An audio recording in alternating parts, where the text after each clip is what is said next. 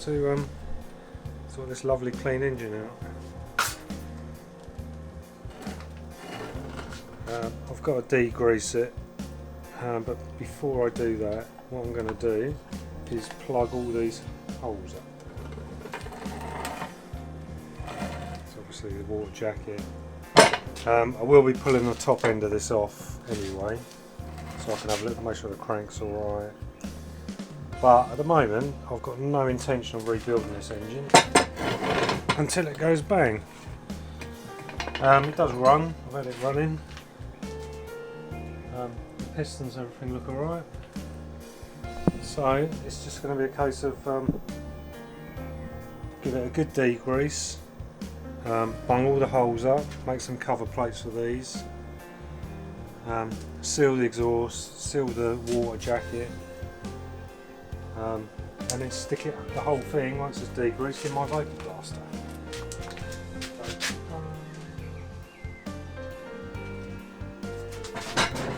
So the first thing to do is I've got to make a couple of plugs for those. So here's one I made earlier. I made this to check, on my original bike I had a problem with it and we just couldn't nail it what it was, and so I made this. I've got another one of these somewhere but I can't find it. This was so I could pressurise the crankcase, so seal the exhausts off and pressurise the crankcase with a few psi and see if the centre crank seal was knackered, which it turned out it wasn't. So I'm just going to make another one of these, but a blank one.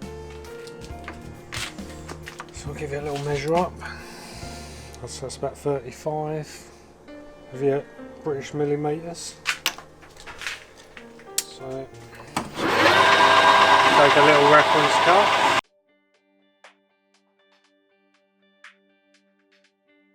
Oh, by the way, I got this lathe for 200 quid out of a scrapyard. Didn't look like this when I got it. But there are bargains to be had. 37, no, I call that 38. And this winds me up.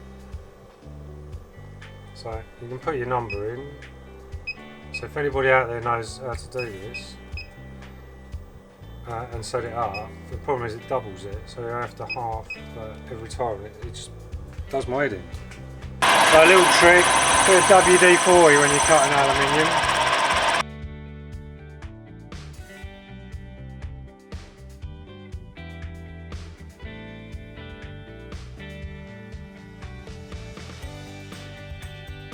So I mean, parting off till ain't quite long enough. Nearly there.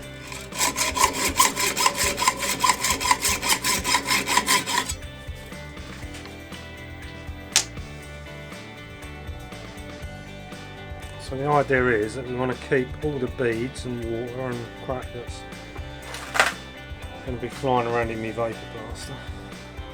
Because a Vapour blaster, for people who don't know, doesn't really use vapour to clean. It uses little tiny weeny glass beads and they get absolutely everywhere. They're round in their shape. And they do tend to get rammed into every single orifice. So you just need to plug it up to stop any beads getting where you don't want them to be. That's the inlet.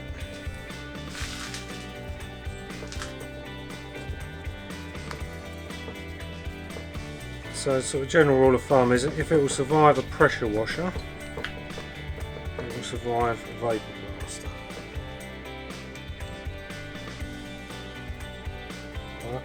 I'm gonna pull these apart anyway afterwards. It's just easier to, if I was to Vapour blast this engine, normally you would just strip everything off of it, take every bearing out of it, but in my mind it's far safer to do it as a complete unit, just by sealing it all up.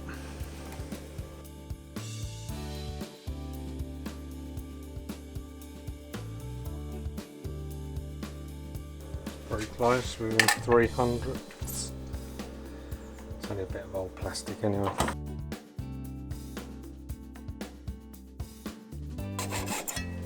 Need to get a longer parting off tool.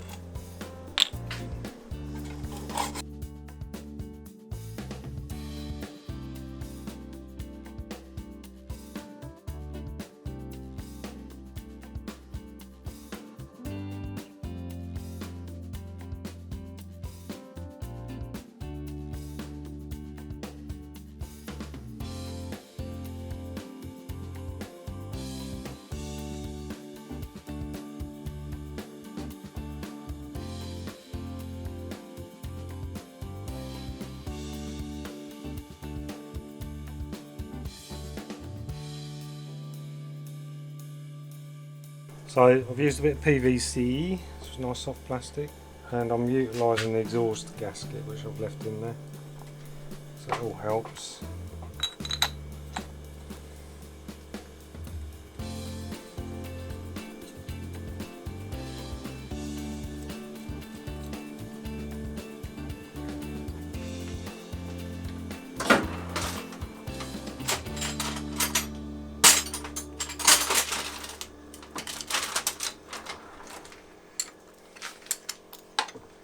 This all needs to be stripped down anyway because it's filthy. Right, I think I'll just find something to wedge in there because that'll all get flushed out. It's only the water jacket anyway.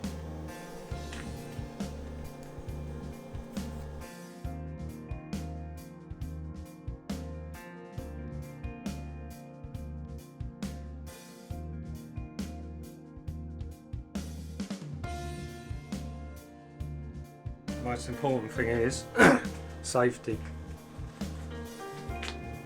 Got to make sure they're earthed.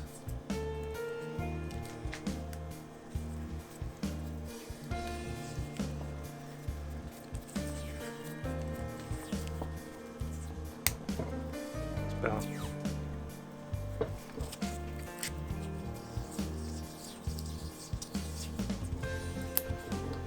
I'll put them in a plastic bag.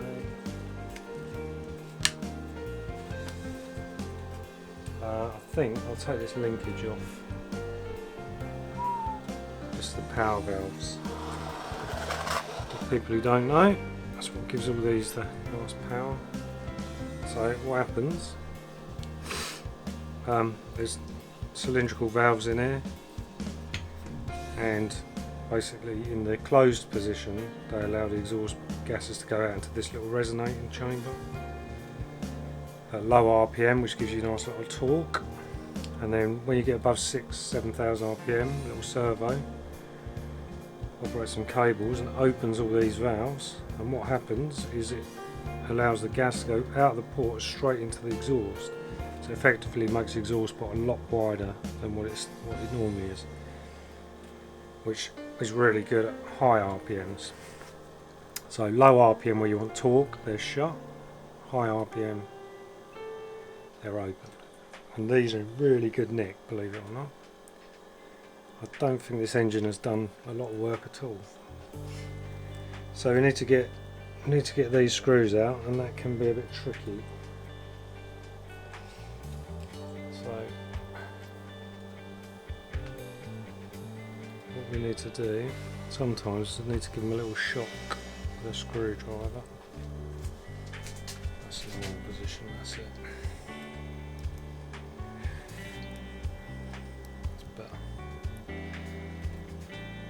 So if you get a screw that's tight, especially these are countersunk, so they will be F-tight.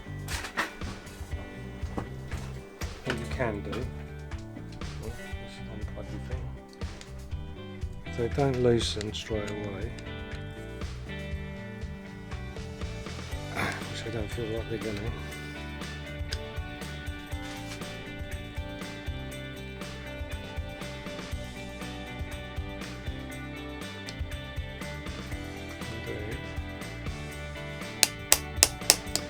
Careful, be careful, you can snap these off.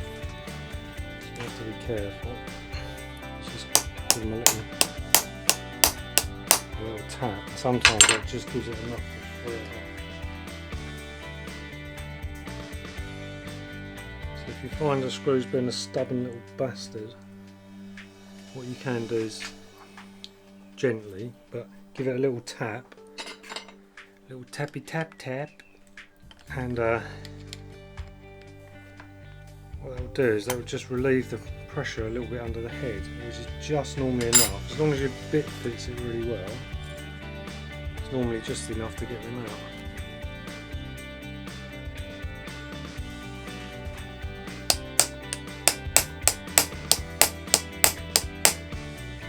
Years ago when I had one of these, and it rattled like hell. I thought, oh, top end needs rebuilding.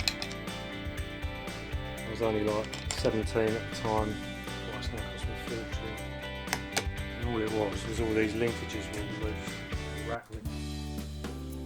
Time to degrease. You can get one of these. You normally find them in your oven. Just don't tell your missus you've stolen them.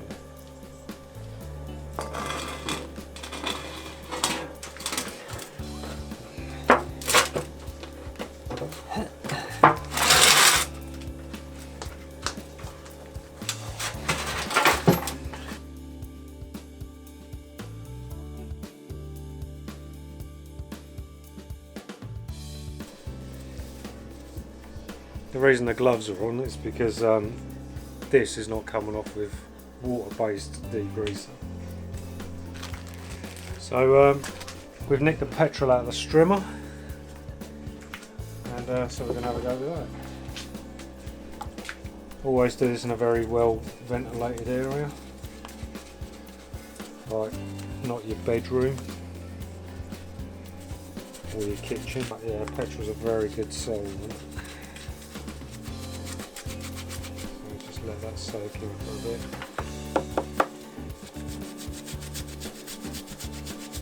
Really, the Vapour blast will get all this off, but I don't want to contaminate it with oils and grease because it's a bit difficult to clean out. And this is years and years worth of grime.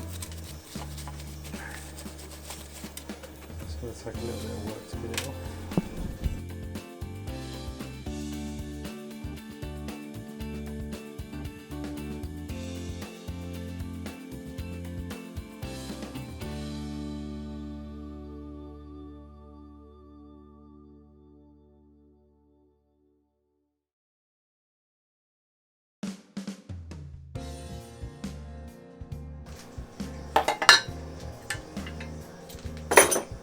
Time to get the pressure washer out.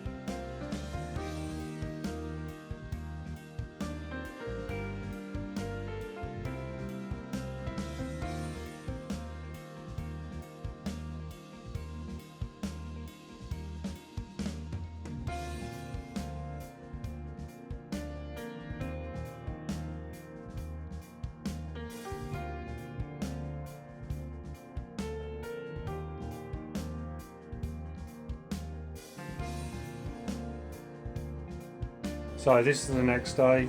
I'll just let the water run off it. The WD-40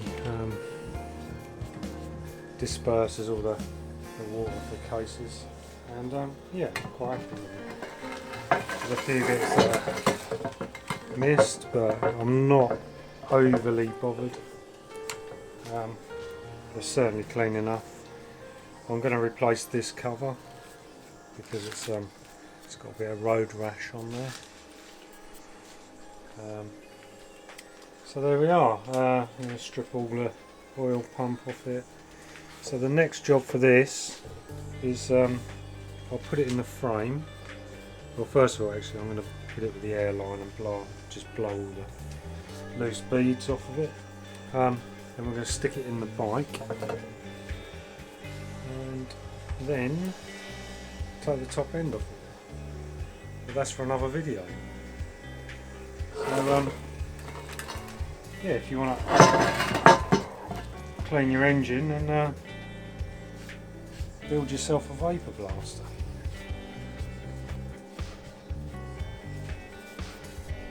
Thanks for watching.